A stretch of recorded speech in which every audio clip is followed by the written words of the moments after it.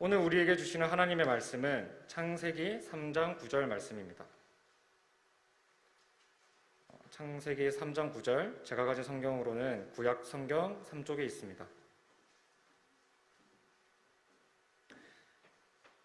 말씀을 봉독하도록 하겠습니다. 하나님의 말씀을 경청하십시오.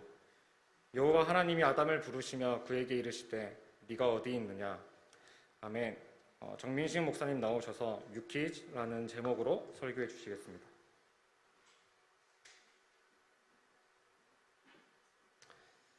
할렐루야. 감사합니다. 잠깐 기도합시다. 주님, 이 시간 귀한 말씀을 전합니다. 주의 음성이 들려지는 시간 되게 하시고 전하는 자와 듣는 자 모두가 그 말씀 앞에 겸손하여지는 시간 되게 하옵소서. 예수님의 이름으로 기도드립니다. 아멘. 감사합니다. 요거 길이 늘려준다고 하지 않았어요? 네. 길이 좀 늘려주세요. 자, 한 달에 한 번 전통 예배로 오늘 드립니다. 혹시 왜 오늘 이렇게 예배드리나 의아해하는 청년들이 있을 것 같아서 잠시 설명을 드리자면, 제가 이제 나우스 공동체를 처음 만나고 2년, 벌써 재작년이네요. 예배제를 좀 개편하면 좋겠다라는 이해가, 청년부의 니즈와 저의 이해가 서로 잘 맞아서 그때 예배를 개편할 때 이렇게 이제 포메이션을 만든 겁니다. 한 달에 3번은 찬양 예배로 청년들의 좀 더 익숙하고 청년들 분위기에 좀 더 맞는 가볍고 라이트한 예배로 좀 가기로 했고, 그렇게만 가면 제가 생각했을 때는 청년들의 예배 신학적 관점이라든지 청년들의 신앙적 관점이 저 윗세대와의 단절이 될 것 같은 좀 그런 생각전들이 있어요. 그래서 오늘 이 자리에 우리 어른 예배를 익숙하게 드린 청년들도 있겠지만 어른 예배가 익숙하지 않은 청년들도 있을 겁니다. 찬송가 오늘 힘들었죠? 네. 그런 부분들이 있기 때문에 여러분들에게 신앙의 전통을 잘 가르치고 또 전수해 줘야 되는 목회자로서의 책임도 있기 때문에 한 달에 한 번은 이렇게 스탠다드한 예배로 드립니다. 이게 우리 나우스 청년부 예배예요. 예배의 가장 큰 두 축, 두 균형입니다. 예, 이걸 이해하시고, 작년에는 코로나 때문에 이걸 못했어요. 예, 작년에는 이제 한 주 한 주 예배 드리기가 급했던 상황이었기 때문에 막 한 주 한 주가 막 변하니까 이번 주 괜찮으면 다음 주 막 난리 나고, 막 다음 주 괜찮으면 또 그 다음 주 막 난리, 계속 막 한 주 한 주가 막 계속 변하니까 한 주 한 주 예배를 그냥 드리기도 좀 쉽지 않았던 상황이었기 때문에 그렇게 했고, 다시 또 올해 이렇게 또 1월 첫째 주, 1월 첫 번째 전통 예배로 드립니다. 그래서 오늘 또 이렇게 특별히 주러스가 이제 예배 찬양의 또 중심으로 섬겨주시고, 또 특별히 오늘 한 달에 한 번 또 우리 아이노스는 또 가벼운 마음으로, 예, 연습도 없고, 그죠? 좋죠? 아니니? 좋아할 줄 알았는데. 하여튼 이런 이제 두 가지 균형이 있다는 것을 이해해 주시고요. 뭐 계속 내가 똑같은 얘기를 하지만 이제 오랜만에 전통 예배 드리니까 이제 얘기하는 거예요. 그래서 제일 중요했던 게 우리 청년들이 참 찬양의 달란트가 많았는데 우리 이렇게 세션 갖고 CCM 찬양을 만들어가는 달란트 너무 뛰어나고 너무 잘하고, 그리고 이 찬양과 함께 우리 또 주러스한테 조금 이제 미션을 준 거예요. 사명감을 좀 준 거죠. 전통 예배의 찬양은 너희들이 만드는 거다. 그래서 우리 주러스가 좀 그렇게 해서 첫째 해에 아주 괄목할 만하게 준비를 잘 해줬고, 작년에 많이 못했지만 이런 예배의 포메이션을 우리 주러스가 그때 함께 노력해서 성장의 어떤 결과로 이렇게 나온 겁니다. 그래서 우리 청년들 예배는 다양하게 드릴 수가 있는 거예요. 예배는 내가 계속 똑같은 얘기 하죠. 설교가 예배가 절대 아닙니다. 네. 설교도 예배의 한 부분이에요. 그래서 제가 설교가 하나님의 말씀이 아닙니다. 네, 이건 제 개인적인 신학이에요. 그래서 우리 아까 원석이가 얘기할 때도 하나님의 말씀은 성경이고요. 네, 제가 전하는 건 설교예요. 하나님의 말씀을 좀 더 쉽게 여러분들이 좀 더 이해하기 좋게 현대적인 언어로 또 우리들의 삶에 좀 부딪히는 관점을 찾아서 그렇게 해내는 것이 목회자 역할이고, 그렇게 준비하는 것이 설교입니다. 물론 이 속에 또 하나님의 음성이 담길 수 있죠. 그렇지만 이것만 하나님의 음성이 아닙니다. 찬양을 통해서, 기도를 통해서, 참회의 고백을 통해서, 신앙 고백을 통해서, 교동문을 통해서 예배의 모든 순서 속에 하나님의 음성은 들어있어요. 그걸 느끼는 겁니다. 훈련들을 해나가세요. 그래서 오늘 우리 아까 연습할 때 보니까 찬송가 굉장히 힘들어 하더라고요. 예. 아까도 막 내가 지금 목이 좀 약간 좀 가지 않았어요? 왜 그러냐, 여기서 내가 찬송가 되게 크게 불렀거든요. 예. 우리 인도한 회장이 찬송가 잘 모르는 것 같아서 불렀는데 굉장히 크게 불러줬는데, 예. 근데 찬송가를 힘들어하는 여러분의 모습을 보면서 나는 굉장히 많이 뿌듯했어요. 내가 잘하고 있군 이라는 생각이 들었어요. 예. 그렇죠. CCM만이 찬양이 아니에요. 이 찬송가는 수백 년 동안 이어온 찬양의 영성이 담겨 있어요. 수천 년을 이어온 찬양도 여기 있습니다. 예. 엄청나게 긴 우리 이 크리스찬 기독교 역사의 전통과 영성이 담겨 있는 것도 찬송가예요. 이거를 우리가 무시할 수 없습니다.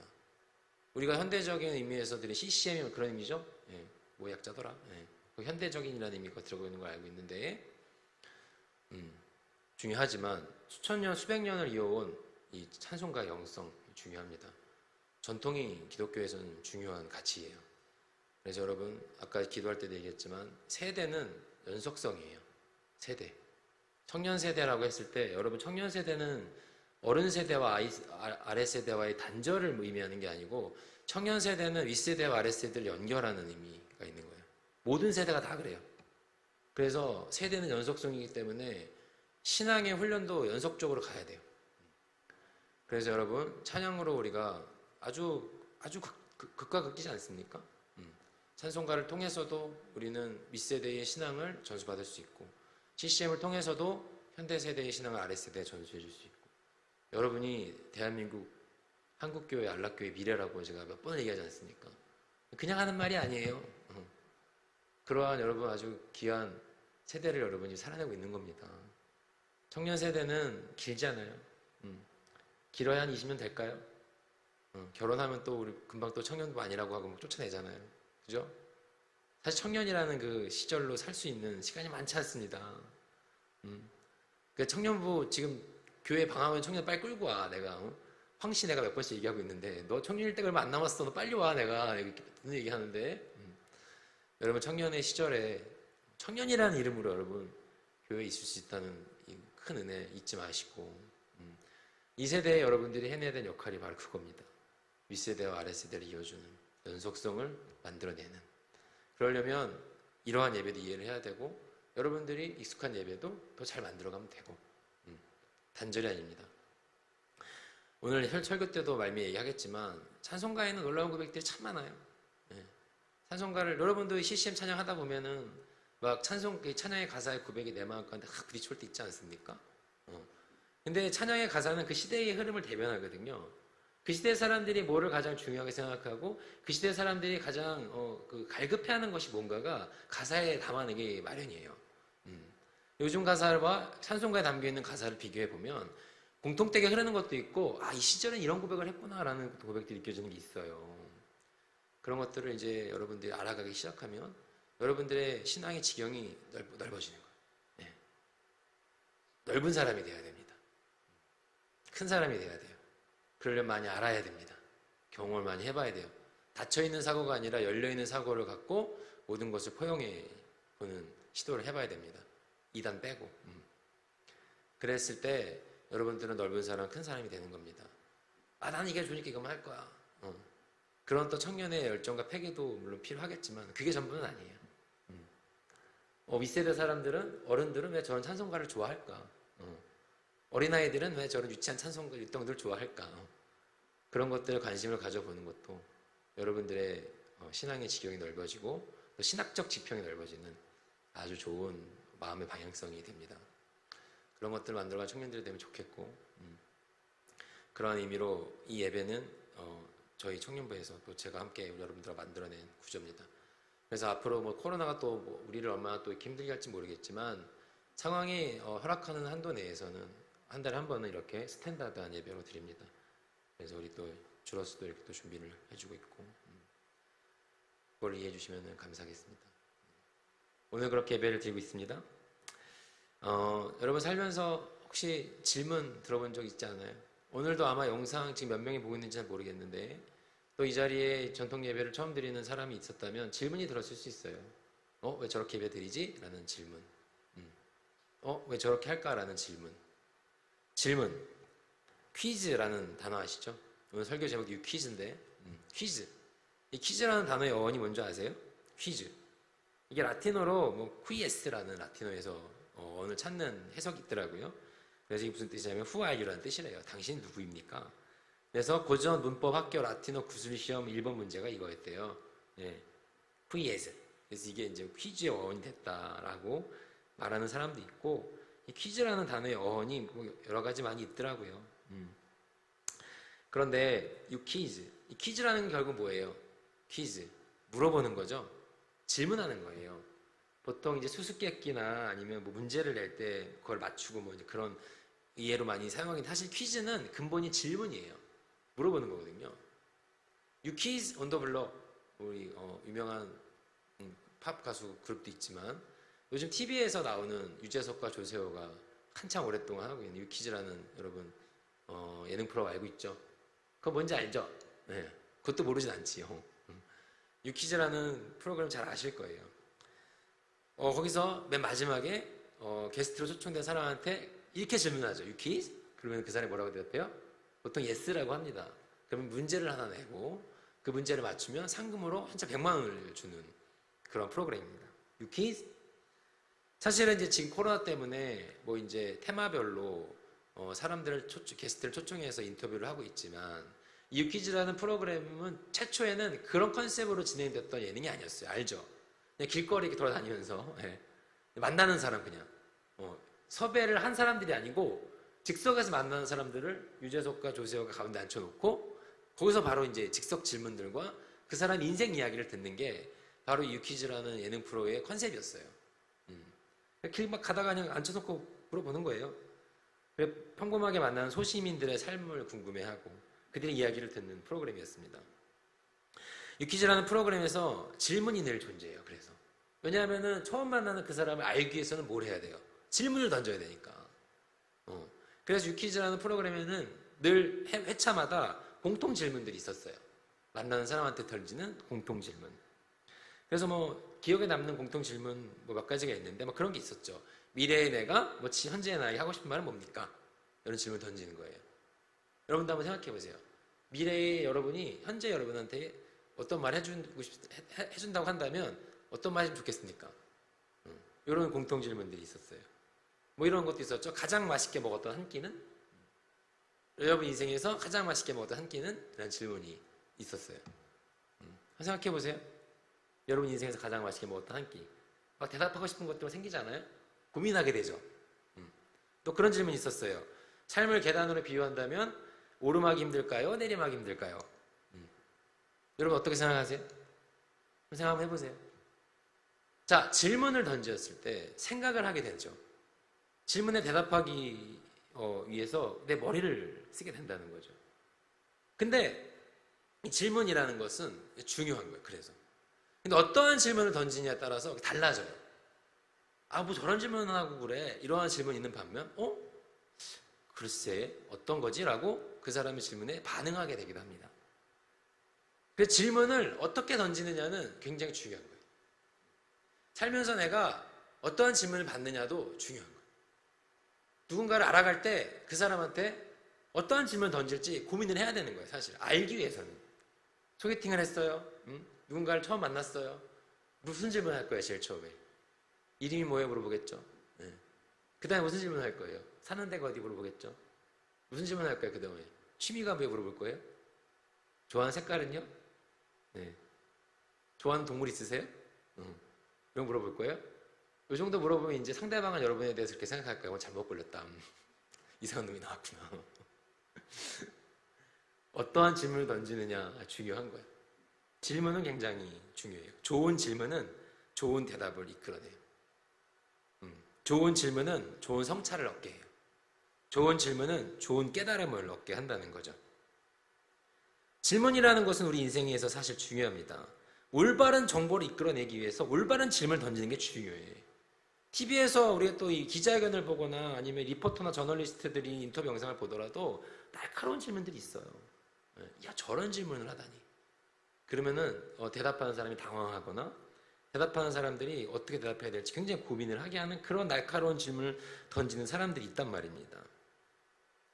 여러분은 살면서 여러분의 인생을 뒤흔들거나 여러분의 인생의 터닝 포인트를 만들어줄 질문들 어떤 거 받아봤어요? 그런 질문도 있습니까? 여러분 지금 여기 짧게는 20년부터 길게는 30여 년 산 청년들이 다양하게 있는데 여러분의 인생을 돌아보면서 그때 그런 질문 나한테 굉장히 의미 있었지. 그때 그 질문 지금 내 인생 지금까지 나의 인생을 살아오는 데 있어서 아주 가장 큰 근본을 만드는 질문이었지.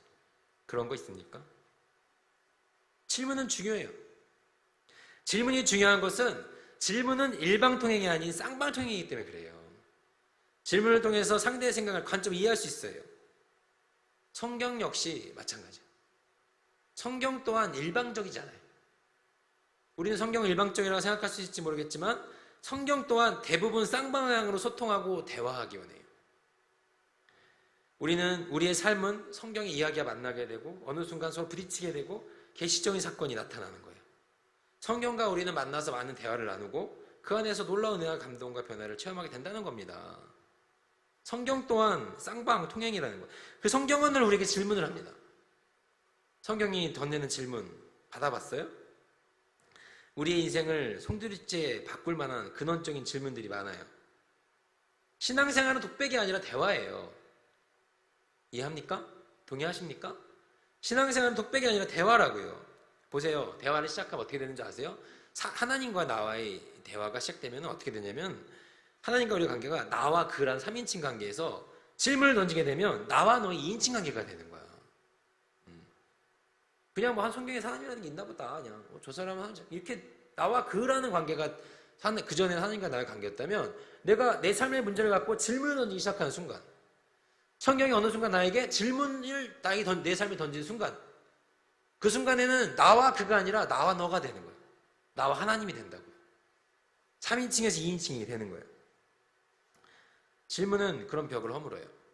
질문을 통해서 수많은 내면의 것들에 직면할 수 있어요. 하나님의 음성이 누군가의 질문에서부터 들려오는 것 같은 경우 해본 적 없어요? 삶 속에서 묵직하게 다가오는 것 같은 인생의 미래의 길을 걸어감에 있어서 큰 중심이 되는 질문 없습니까? 저는 최근에 한 3년 부산 내려오기 전이었어요. 바로 직전. 3년 됐네요. 그 정도쯤에 이제 부산으로 내려오기로 이제 아내랑 결정을 한 거죠. 우리 부산 갑시다. 결정을 했어. 결정을 하고 우리 아내는 서울이 고향인 사람이에요. 나하고 태어나고 초등학교, 중학교, 고등학교, 대학교를 다 서울에서 나왔어요. 직장까지 서울에서 다녔고 서울 천년. 서울 밖에 하나도 모르는 정말로 너무 촌스러워. 서울밖에 몰라. 얼마나 촌스러운지 개구리 소리 들어본 적이 없대요. 촌스럽죠. 쌀이 나무에서 나는 줄 알았대요. 촌스럽죠 되게. 왜 안 웃냐 니네. 나는 서울 천년이에요. 맨날 서울 천년 놀리게 된 내가. 서울 밖으로 나가본 적 없는 사람. 나는 이제 고향이 시골이지만 이제 서울에서 그때 한 15년 살았죠. 그래서 살고 이제 부산 저 고향은 충청도입니다. 우리 아는 청년들 있겠지만 충청도 이남으로는 연고가 없어요. 나는 아는 사람이 한 명도 없다고요. 우리 누나가 대구로 시집가기 전까지 한 명도 없어. 대구에 딱 2명 있어. 매형하고 우리 누나. 그게 다야. 이 충청도 이남으로 아는 사람이 하나도 없어. 근데 이제 부산까지 이제 가기로 한 거죠. 결정을 했어. 근데 이제 정리할 게 많잖아요. 인사도 드려야겠고 주변에 이제 우리 멀리 갑니다라고 이제 인사해야 되니까. 그때 당시 이제 우리 아내랑 결혼할 때 줄에 서주신 목사님 계셨어요. 저 이제 광나루 장신대에 지금 총장이셨던 작년에 좀 불미스러운 일이 있어서 총장직을 잠깐 내려놓으셨는데 이제 임성빈 교수님이라는 분을 만났으면 줄에 서주셨거든요. 찾아갔어요. 이제 그래갖고서는 총장님 저희 내려갑니다. 부산 가기로 했습니다. 그래갖고 인사드리고 이제 헤어지려고 하는데 그때 그 교수님이 나에게 던진 질문이 있어요. 근데 그 질문이 부산에 내려와서 3년 동안 사역하면서 단 한 번도 내 마음을 떠나본 적이 없어요. 나한테 뭐라고 질문하셨냐면 이렇게 질문했어. 정 목사, 먹고 살 걱정하려고 목사 된 거 아니잖아. 그런 거야? 라고 저한테 물어보셨어. 먹고 살 걱정하려고 목사 된 거야? 그런 거 아니잖아. 라고 얘기하셨는데 그 질문이 굉장히 내 마음에 박혔어요. 계속 생각이 났어요.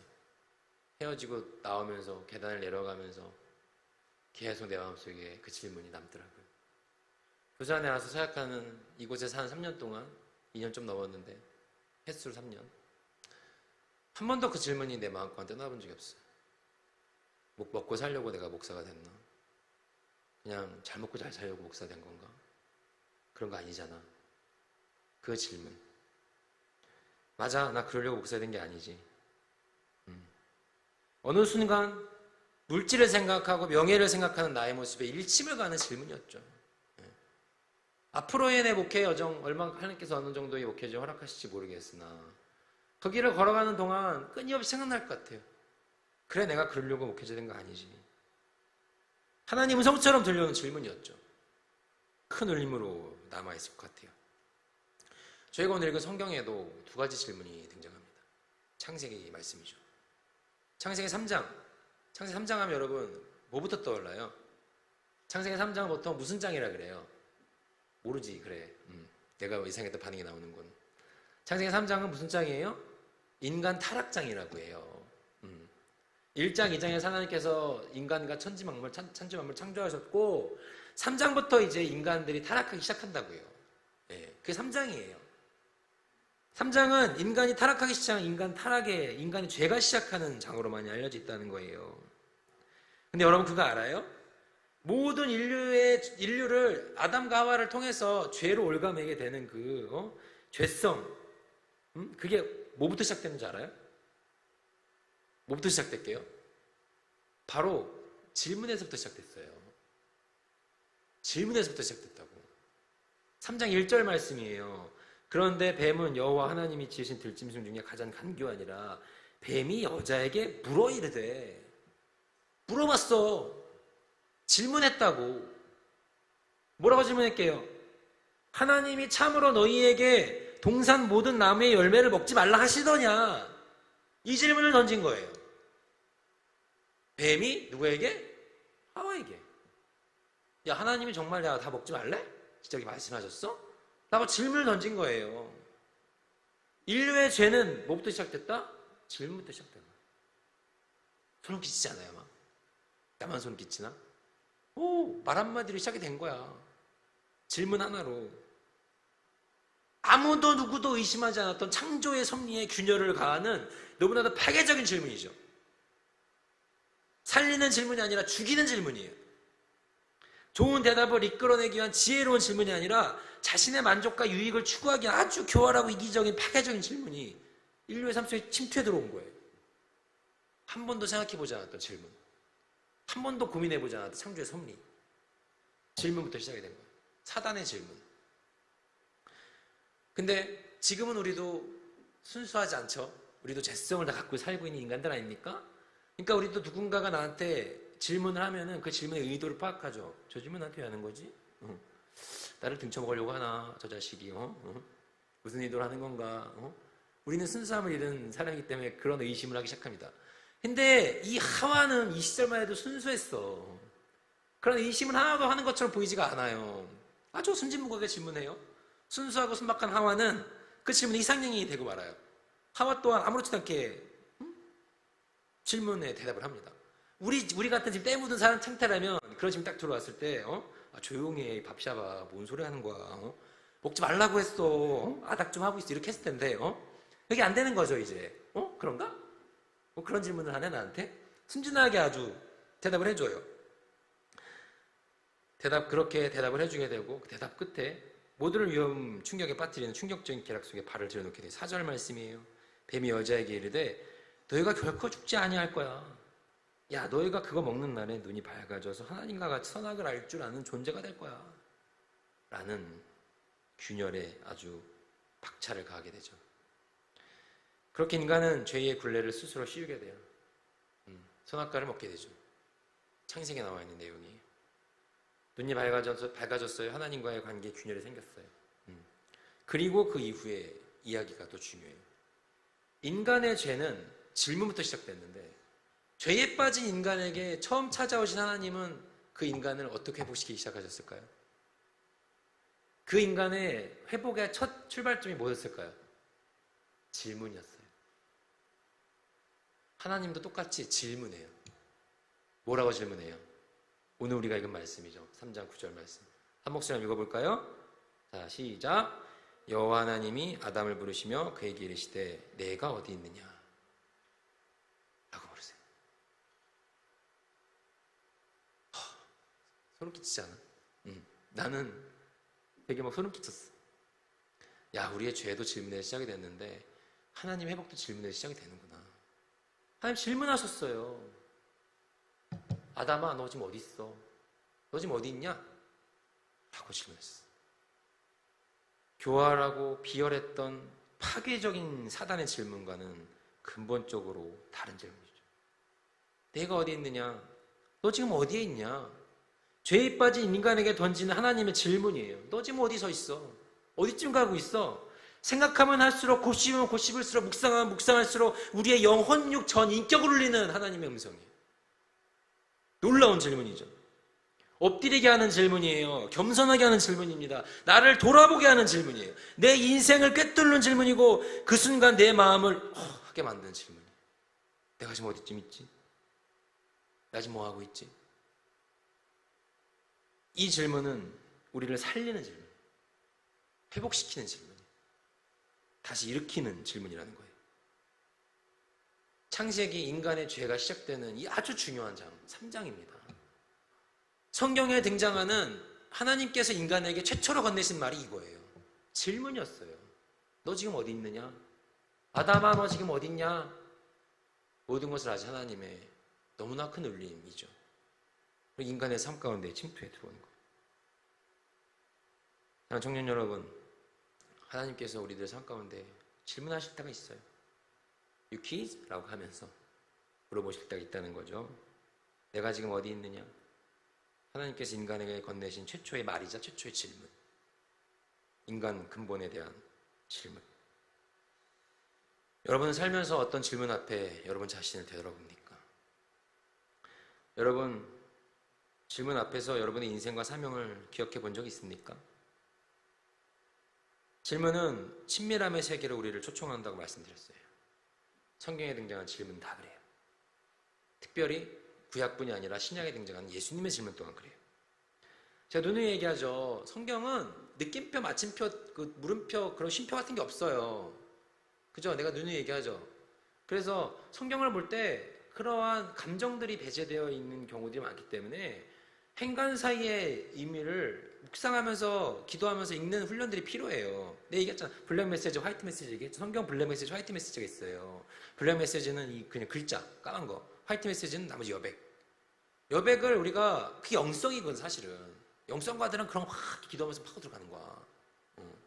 삭개오 묵상 막 하면서 키 작은 삭개오, 키 작은 그 끝난 게 아니라 키 작은 그의 인생은 뭘까? 키가 작았던 그의 인생과 어땠을까라는 걸 막 묵상하면서 그의 인생은 어렸을 때부터 키가 작았기 때문에 컴플렉스가 있을 수도 있고 그런 것들만 묵상하는 거죠. 성경을 보는 화이트 메시지를 보는 능력. 마찬가지예요. 느낌표, 쉼표, 마침표, 의문표가 없기 때문에 그런 것들을 볼 줄 알아요. 때로는 경탄하면서 느낌표를 넣고 우리가 성경을 보면서 때로는 멈추어서 잠시 생각해보는 쉼표도 넣고 때로는 이렇게 단호하게 마침표도 찍고 때로는 이렇게 자문자답한 의문부도 넣고 그러면 성경을 볼 줄 알아야 돼요. 그것이 필요한 이유는 성경을 읽고 접하는 사람들은 성경의 말씀에 참여하고 결단이 돼야 되기 때문이야. 성경을 우리한테 요구하거든. 읽고 끝, 착한 거 읽고 끝 이게 아니고 우리의 삶의 결단을 요구한다고 성경은. 질문을 던진다고. 그게 바로 성경에 우리의 몸을 입고 그리고 우리는 그 성경의 말씀을 우리의 몸에 입은 자로서 삶을 살아내는 바로 말씀이 육신이 되는.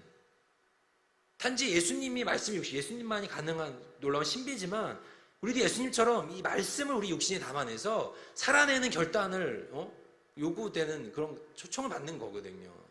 그러면 성경에 느낌표도 찍을 줄 알아야 되고 물음표도 찍을 줄 알아야 되고 할 줄 알아야 되고 말씀이 육신이 되어 우리 가운데 거하는 기적, 그것이 바로 이런 것들을 통해서 되는 겁니다. 우리의 질문, 삶 속의 질문은 우리의 삶의 말씀의 능력을 적극적으로 초청하는 통로가 됩니다. 설교를 마무리하겠습니다. 이제 앞으로 우리 성경에 나와 있는, 특히 신약에 나와 있는 예수님의 유퀴즈 질문들을 한번 찾아가 볼 거예요. 어떤 책을 찾아보니까 어떤 주석가에 의하면 마태는 85회, 마가는 64회, 누가는 91회, 사도행전 3회에 걸쳐서 예수님의 질문을 기록하고 있대요. 300개 정도. 예. 그래서 이거만 하면은 300개니까 한 6년 정도 우려먹을 수 있어요. 예. 근데 이제 너무 많아서 이제 그렇고 예. 좀 저 묵상하면서 우리 청년들과 나누면 좋겠다는 질문들을 신약에 나와 있는 거 한해서, 구약도 많지만 오늘 창세기에서 인류의 가장 최초로 던진 하나님의 질문의 의미를 생각하면서 우리들 삶 가운데 침투해 들어오신 하나님의 질문들을 한번 찾아가 보겠습니다. 유키즈? 사랑하는 청년 여러분, 이 얘기만 하고 설교를 마치겠습니다. 사실 나는 목회기에 들어 선거에 된 것도 하나님의 묵직한 질문에 대답하는 과정에서 한 결단이었어요. 그 질문은 어떻게 나에게 처음으로 던져졌냐면 찬송가 519장 가사의 고백이었어요. 지금은 이제 461장으로 바뀌었죠. 찬송가의 제목은 십자가를 질 수 있나 였어요. 십자가를 질 수 있나, 이 찬양 알죠? 주가 물어보실 때 죽기까지 따르오리. 저들 대답하였다. 우리의 심령 주의 것이니 주님의 형상 만드소서. 주인도 따라 살아갈 동안 사랑과 충성을 바치오리다. 너무 좋지 않아? 난 나만 좋지. 이 질문이 내 마음 가운데 너무 크게 다가왔죠. 너무 크게 다가왔어. 한 달을 부른 것 같아 그때. 하나님, 저 어떻게 살아야 됩니까? 나 여러분보다 훨씬 어릴 때였어. 청년이었죠 그때. 나는 완전 청년, 애기였을 때. 완전 파릇파릇하고 피부도 좋고 굉장히 미소년이었을 때. 저 의심의 눈초리들. 캠퍼스를 걸어가면 막 그 여학생들의 그 손망의 눈빛을 바라보며 이렇게 막 시선을 의식하며 이렇게 마치 이 세상에 나 혼자 사는 양. 미안하다. 내가 그때 당시에 이 질문이 나한테 다가왔는데 거부할 수가 없었어. 특별히 사절 고백, 나한테는 너무나 큰, 지금도 잘 못 읽어요 요즘에. 막 보면 눈물 날 것 같아서. 이런 일 다 할 수 있나 주가 물어보실 때. 461장 이거 가사 개사된 거 별로 안 좋아해요. 옛날 가사는 뭐였냐면 용감한 자 옛날처럼 선뜻 대답하리라고 했어.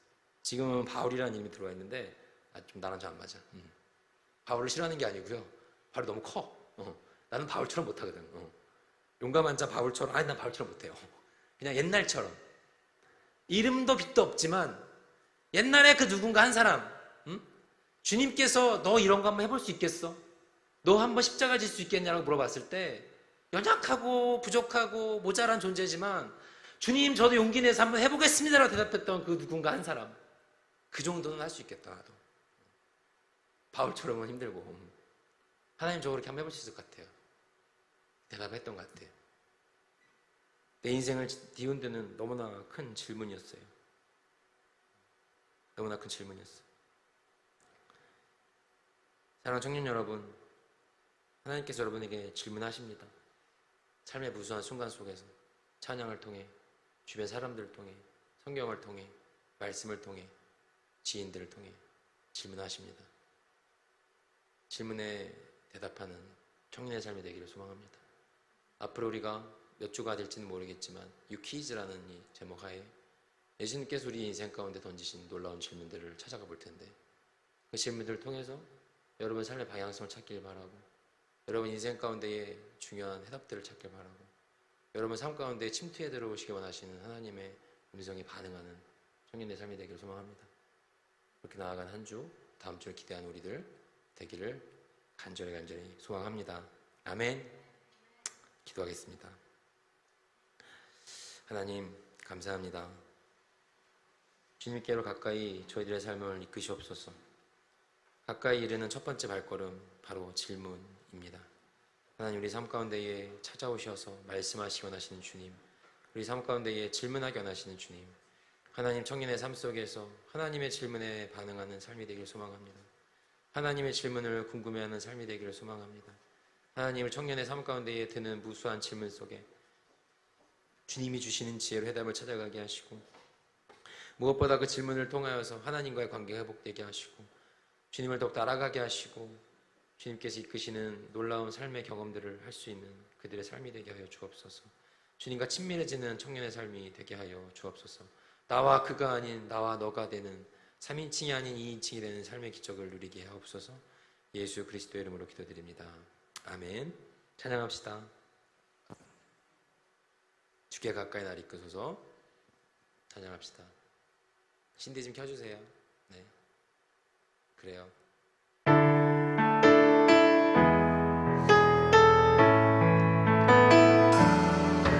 주께 가까이 날 이끄소서. 간절히 주님만을 원합니다. 채워주소서. 주의 사랑을 진정한 찬양 들을 수 있도록 주께 가까이 날 이끄소서. 주께 가까이 날 이끄소서. 간절히 주님만을 원합니다. 채워주소서. 주의 사랑을 진정한 찬양 들을 수 있도록 마른 나의 영혼, 마른 나의 영혼 주를 부르니 나의 맘 만져 주소서. 주님만을 원합니다. 더 원합니다. 나의 맘 만져 주소서. 주께 가까이 주께 가까이 날 이끄소서. 간절히 주님만을 원합니다. 채워주시옵소서. 주님, 채워주소서. 주의 사랑을 진정한 찬양 드릴 함께 수 고백합시다. 있도록 마른 나의 영혼 주를 부르니 나의 맘 만져 주소서. 주님만을 원합니다. 원합니다. 나의 맘 마지막으로 외워봅시다. 마른 나의 영혼 주를 부르니 나의 맘 만져 주소서. 주님만을 원합니다. 원합니다. 나의 맘 만져 주소서. 사랑하는 청년 여러분, 이 시간 함께 기도합시다. 두 눈을 감으시고 두 손을 가슴에 모읍시다. 자신의 목소리가 자기의 귀에 들릴 정도로 기도합시다. 하나님께서는 우리의 삶 가운데 늘 침투에 들어오시기 원하십니다. 첫 번째 시작, 질문이에요. 우리들 가운데 질문하세요. 오늘 하나님께서 질문하십니다. 내가 어디 있느냐? 너 지금 어디쯤 서 있느냐? 라고 질문하십니다. 사랑하는 청년 여러분, 어디쯤 서 계십니까? 가장 중요한 것은 내가 주님께 가까이 다가서는 겁니다. 하나님의 질문에 대답할 수도 있지만 내가 하나님께 질문할 수도 있어요. 그렇게 된다면 나와 그가 아닌 나와 당신이 되는 겁니다. 3인칭이 아닌 2인칭이 되는 겁니다. 이 시간 함께 기도할 때에 주님 나의 마음 만져주시옵소서. 주님 주께 가까이 다가서기 원합니다. 하나님 어디 서 있느냐라고 물어보신 주님의 질문 앞에 내가 대답하기 원합니다. 나 자신을 돌아보기 원합니다라고 간절한 마음을 담아 이 시간 기도하며 나가는 시간 갖도록 하겠습니다. 함께 기도하겠습니다. 주님 이 시간 기도합니다. 주님들과 함께 이 시간 예배로 나아갑니다. 하나님 우리 삶 가운데에서 나의 삶을 파고들어오는 주의 질문들이 있습니다. 나의 심령을 울리는 하나님의 음성이 있습니다. 하나님 그 음성에 받으라. 그 음성의 삶에게 소망합니다. 그 음성을 궁금해하는 그 질문을 사모하는 주의 삶에게 소망합니다. 하나님 그 질문을 전청할 수 있도록 인도하여 주시옵소서.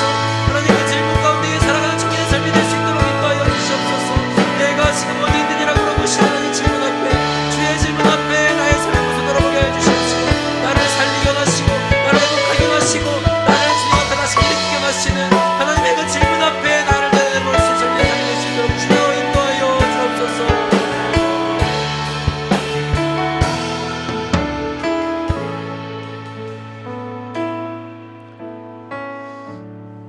주님 때로는 너무 많은 질문 속에 갇혀있을 때가 있습니다.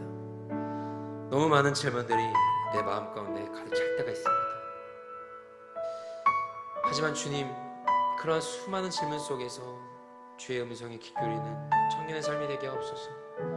엘리야에게 말씀하셨을 때 엘리야가 삶의 마지막을 놓고 고민하고 있던 그 나무 아래에서 주님은 지진 속에서도 바람 속에서도 화염 속에서도 말씀하시지 않으셨고 세미한 음성으로 물어보셨습니다. 그때도 주님께서는 엘리야에게 같은 질문하셨습니다. 내가 지금 어디 있느냐라고. 하나님 청년의 삶 어디쯤 걷고 있습니까? 하나님의 거룩한 질문 앞에 청년들 반응하기를 소원합니다. 하나님의 거룩한 질문 앞에 내가 대답할 준비가 되어 있기를 소망합니다. 하나님 단 한순간 해답을 찾을 수 없는 질문이겠지만 삶을 살아가는 여정 속에서 늘 그 질문을 묵상하게 하시고 하나님의 질문을 초청하게 하시고 하나님의 질문에 반응하는 청년의 삶이 될 수 있도록 주여 인도하시고 붙들어 주옵소서. 그래서 그렇게 됐을 때 주님과 가까워진 삶이 되게 하시고 주님과 친밀해지는 삶이 되게 하시고 주님과 3인칭이 아닌 2인칭의 삶이 될 수 있는 그들의 신앙이 되게 하여 주옵소서.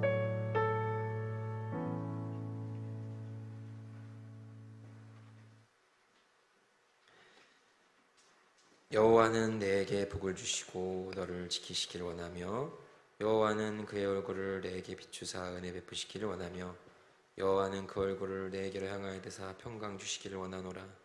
이제는 주 예수 그리스도의 은혜와 하나님의 사랑과 성령의 교통하심이 내 삶 가운데에 파고 들어오시는 하나님의 질문을 갈망하며 그 질문에 반응하며 그 질문에 대답하며 살아가기를 소망하며 결단하는 이렇게 하나님과 행진하기를 다짐하며 나아가는 이 자리에 모인 행진나우스 청년부 또 함께 영상으로 예배드리는 모든 청년들의 삶 가운데에 이제부터 영원까지 영원히 함께 하시기를 간절히 축원하옵나이다. 아멘. 모든 영